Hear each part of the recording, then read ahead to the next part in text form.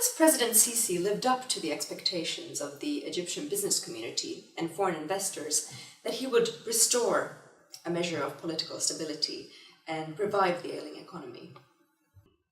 President Sisi took office in June with his top priorities broadly defined as protecting the state from collapse and kickstarting the economy.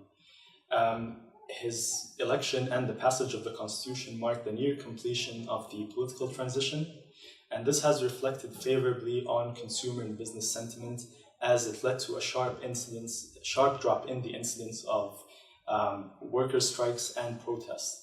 Now, downside risks remain, and they are still serious. In prioritizing the political transition and the security situation, the government has often neglected the virtue of inclusive governance, and it failed often to uphold human rights to an international standard. This has often led to clashes between security apparatus and anti-government groups that are aligned explicitly against the government. Also, social tensions are running high still.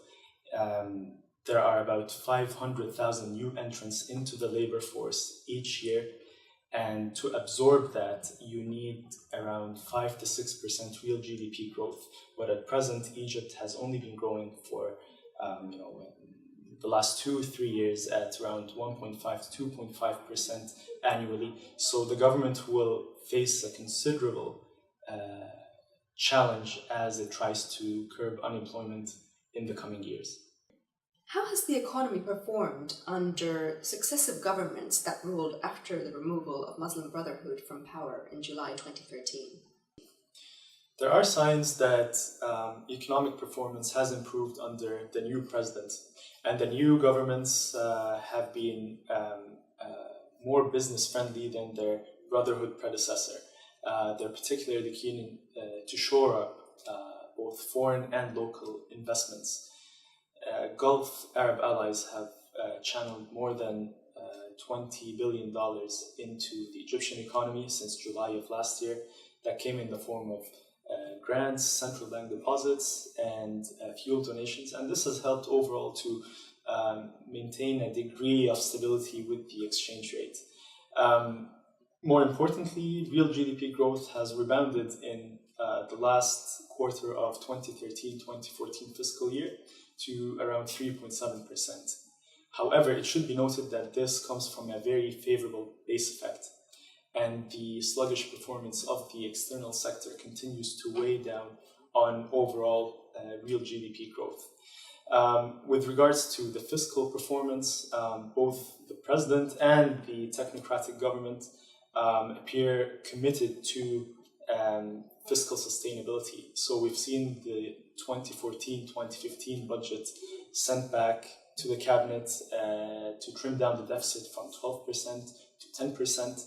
However, the government will likely struggle in meeting these objectives in the current fiscal year, simply because moves to slash the subsidies will be slowed by political caution, owing to fears of social unrest. And also the windfall of grants that came with the ouster of the Muslim Brotherhood from power is unlikely to be repeated. Gulf allies will certainly channel more aid to Egypt. However, that is likely to be on concessional terms rather than grants. With regards to the exchange rate, this has improved over the last 7 months or so. And it reflects hopes that the new government will shore up investment, and that Gulf support to the new government and the president will continue in the near future. However, it's expected to weaken, and this will serve to keep inflation at a high figure in the coming year. What are the investment opportunities in 2015?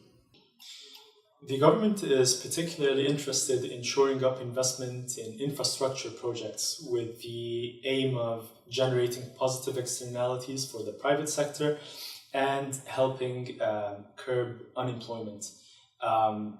They are interested in reviving public-private partnerships, which was the focus of the new finance minister, Hani Qadri Dimyan, There's also an economic summit that's scheduled for February 21st of next year, in which the government will showcase around 15 mega infrastructure projects worth around 100 billion US dollars.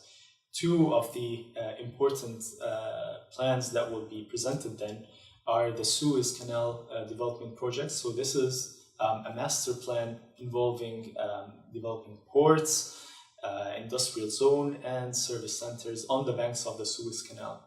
The idea here is to raise and possibly double state revenue from east-west global trade passing through the canal. However, this will be a function of global trade movement, which at the moment is not looking too good.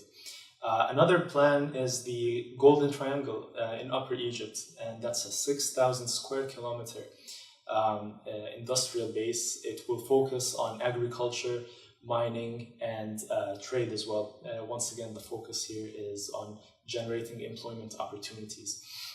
And perhaps one project that is worth mentioning is the development of a network of call centers and technology operation services in Maadi, southwest Cairo, for which the government will be inviting bids in November.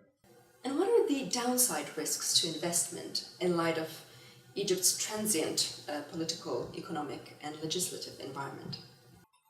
Investors will be particularly cautious to the movement of the exchange rate. Since 2011, the stock of reserves at the central bank has been halved from 36 billion to around 16 to 18 billion at present. The fear is that if Gulf aid were to taper down, not only would the central bank maintain the current capital controls, but would also introduce further capital controls in order to prevent a disorderly drop of the Egyptian pound.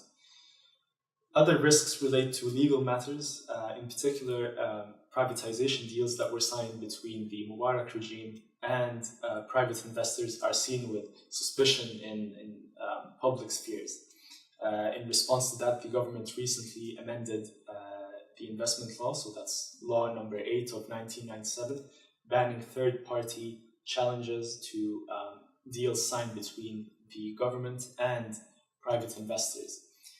Also, as part of the government efforts to narrow the fiscal deficit, it introduced a series of tax hikes. Those include a 10% tax on capital gains and portfolio profits. And it also introduced a 5% surcharge on wealth tax for both private individuals and companies earning 1 million Egyptian pounds a year or more.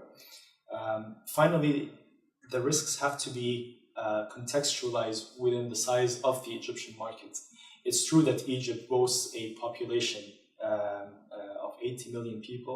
over 80 million people, which gives it a huge market base. However, GDP per head is quite low, even by regional standards. It stood at 3,200 per head in 2012, and this does not compare favorably with other countries such as Iran, where it stood at above 7,000 per head, or Lebanon, where it stood at above 8,000 per head. However, this indicator in particular should improve in subsequent years as the economy picks up, unemployment goes down, and average incomes continue to rise.